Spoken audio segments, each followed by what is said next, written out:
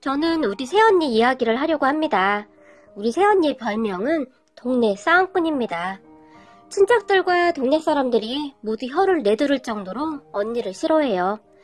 말은 또 얼마나 잘하는지 감히 우리 새언니에게 대적할 사람이 없을 정도입니다. 결혼 후 첫 명절에 새언니가 우리 집에 와서 음식을 만드는데 아침에 제가 그만 늦잠을 자서 늦게 일어났어요. 부모님과 오빠 내외가 명절 음식을 만들고 있었는데요. 제가 늦게 일어나서 미안한 마음에 어제까지 회사 일을 하고 오느라 좀 피곤했나 봐요 라고 말을 했어요. 제 말을 듣던 새언니는 아가씨, 저도 어제까지 회사 일하고 왔어요. 아가씨만 힘든 거 아니니까 얼른 와서 도와주세요 라고 말을 했어요. 새언니는 굉장히 직설적인 사람으로 말을 돌려서 하는 법이 없었는데요. 사실 가족들 모두 그런 새언니가 불편할 수밖에 없었어요. 특히 엄마는 새언니가 가고 나면 멍청이 같은 자식이 어디서 꼭 저 같은 마누라를 데리고 왔다니까? 어디 며느리 눈치 보여서 말이라도 제대로 하겠니? 라며 불평을 하기도 했어요. 새언니는 누구에게나 단 한마디도 지지 않았는데요. 그건 엄마에게도 예외는 아니었어요. 어느 날은 엄마가 오빠 집에 놀러 갔었는데 언니가 나름 정성껏 음식을 준비했던 모양이에요. 새언니는 뭐든지 똑부러지는 데가 있었는데요. 음식도 굉장히 잘했거든요. 새언니가 하는 음식을 맛있게 먹고 난 뒤 대화도 하고 즐거운 시간이었었는데요. 하지만 설거지를 할 시간이 되자 새언니가 오빠의 팔을 툭툭 치면서 뭐해? 설거지해야지 라며 말을 했던 모양이에요. 새언니의 말에 오빠가 벌떡 일어나서 고무장갑을 끼고 설거지를 시작했는데요. 그런 오빠를 보며 엄마가 됐다, 설거지는 내가 하마 라고 고무장갑을 빼앗았다고 해요. 그런 모습을 보던 새언니가 어머님, 음식은 제 담당이고 설거지는 희준씨가 하기로 했어요. 그냥 두세요 라고 단호하게 말을 한 모양인데요. 그런 새언니에게 엄마가 됐어, 내가 하면 되지 굳이 남자한테 이런 걸 시키니? 라고 말을 했는데 엄마의 말에 새언니 얼굴색이 갑자기 변했는데요. 아니죠 어머님, 요즘 세상에 남자가 어디 있고 여자가 어딨어요? 저도 직장 다니는데 모든 것을 똑같이 해야죠. 그래야 나중에 불만이 없는 거예요. 그러니까 그냥 두세요 라고 정색을 하며 말을 했는데요. 그런 새언니에게 엄마가 기가 막히다는 듯이 아휴, 너는 어떻게 된 애가 단 한마디를 그렇게 지지를 않는 거니? 알았다, 알았으니까 네 맘대로 해라 라며 고무장갑을 탁 하고 싱크대에 집어 던져버렸는데요. 그 모습을 가만히 보고 있던 아빠가 왜? 또 무슨 일이야? 라고 물었어요. 그런 아빠에게 새언니가 쭈루루 달려가더니 아버님, 별일 아니에요. 어머님은 제가 마음에 들지 않나 봐요 라고 살짝 웃으며 큰 소리로 말을 했는데요. 새언니의 말에 아빠가 왜? 또 네 엄마가 시비 걸었지? 라며 버럭했지만 그런 아빠를 보며 새언니는 그러니까요 아버님, 어머님은 제가 정말 싫은가 봐요 라고 말을 했다고 해요. 참 이상했던 것이 말이죠. 새언니는 다른 사람에게는 항상 참 차가웠는데 이상하게 우리 아빠에게는 그렇지가 않았어요. 그런 새언니를 엄마는 더욱 못마땅해 했고요. 어느 날은 엄마가 전화를 해서는 집안에 불려시가 들어왔어. 꼬리가 한 100개는 달린 것 같다니까. 바보 멍청이 같은 놈이 어디서 저런 불려시를 데리고 온 거냐? 라며 오빠 욕을 하기도 했어요. 그리고 저도 그런 엄마의 이야기를 들을 때마다 언니가 더욱 싫어질 수밖에 없었는데요. 정말 불려시도 그런 불려시가 없다고 생각을 했었거든요. 거기다 저한테도 항상 아가씨도 결혼하면 며느리가 되는 건데 그렇게 행동하면 안 되는 거예요 라며 잔소리를 했는데요. 아가씨가 동생 같아서 하는 소리니까 기분 나쁘게 듣지 마세요 라는 말도 자주 했어요.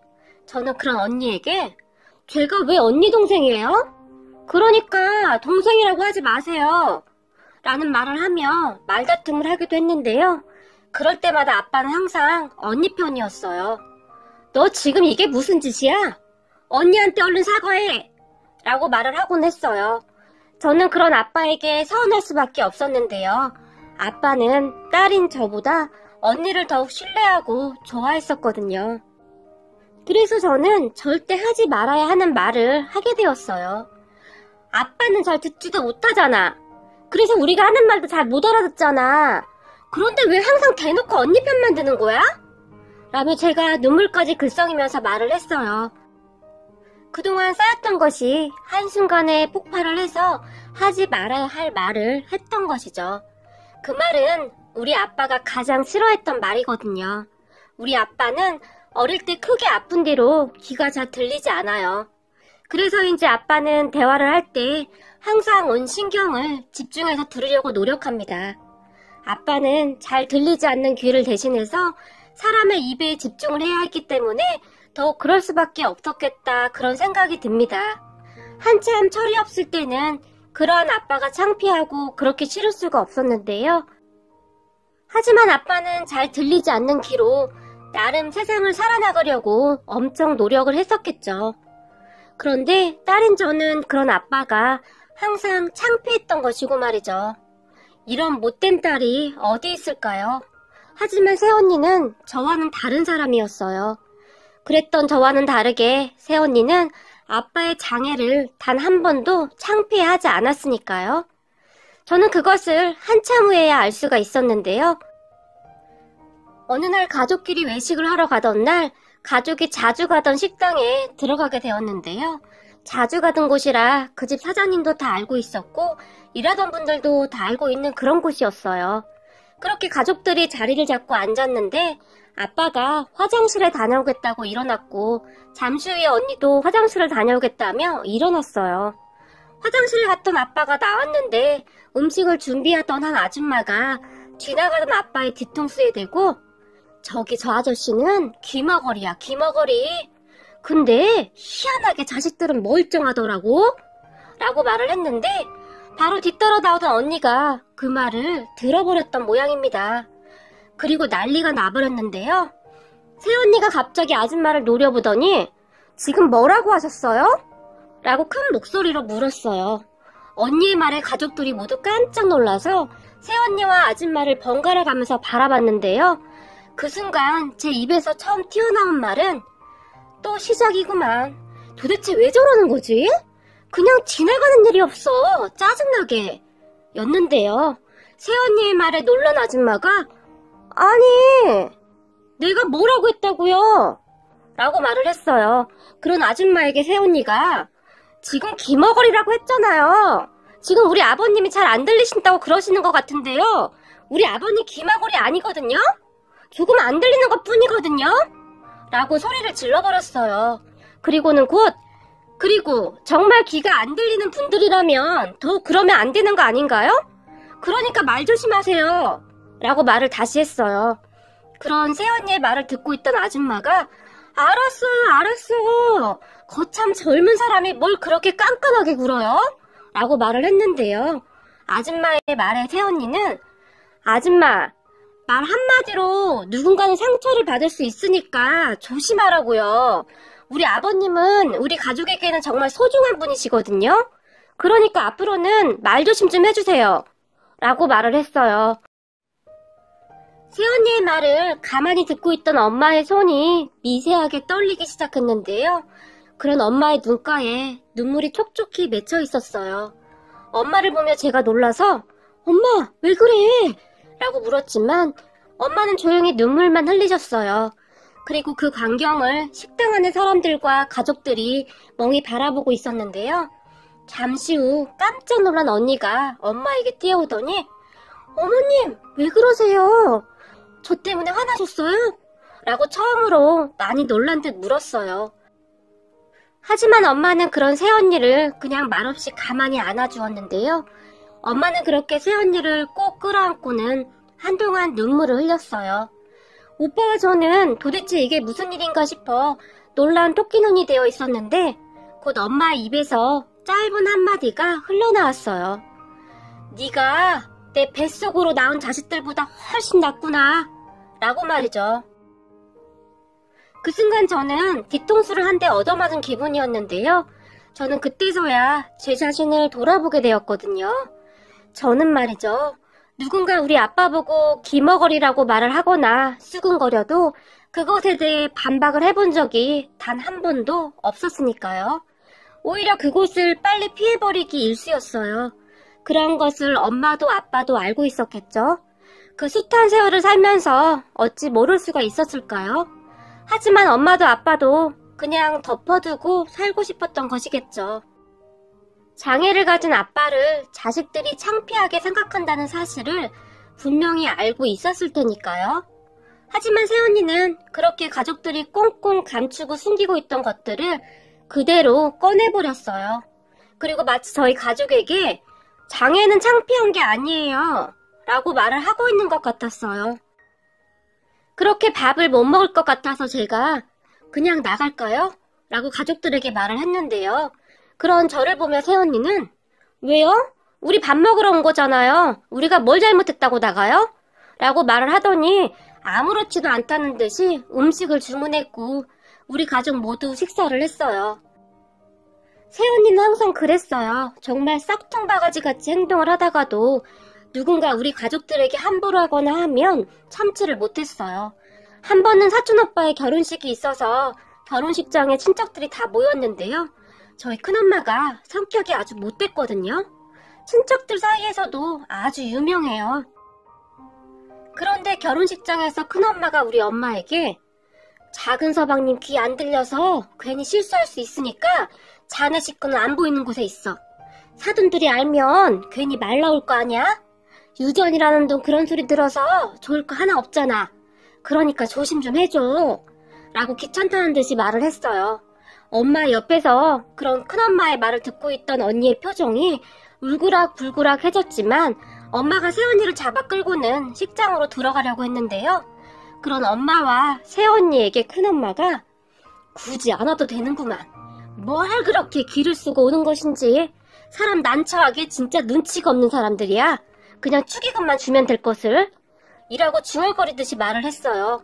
그리고 새언니가 신경질적으로 휙 하고 뒤를 돌아봤는데요. 큰엄마에게 조용히 다가가더니 큰엄마의 귀에 가까이 대고는 말을 너무 함부로 하시네요. 라고 말을 했어요. 새언니의 말에 큰엄마가 깜짝 놀랐는데요. 너 지금 어른한테 뭐하는 말버릇이냐? 라고 말을 했어요. 하지만 새언니는 큰엄마에게 수원이시라고 하니 우리는 그냥 집에 가드릴게요. 그런데 앞으로 우리한테 절대 아쉬운 소리는 하지 마세요. 그리고 저희도 안 오고 싶었는데 아드님이 꼭 오라고 해서 온 겁니다. 아드님한테 이유를 꼭 물어보세요. 라고 말을 하고는 우리 가족을 다 데리고 그곳을 나와버렸어요. 어느새 새언니가 우리 가족의 대장이 된 듯 했는데요.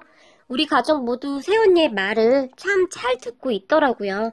그렇게 새언니는 아빠가 좋아하는 초밥을 먹자며 가족들을 데리고 갔어요. 그리고는 마음껏 드세요. 오늘은 제가 쏩니다.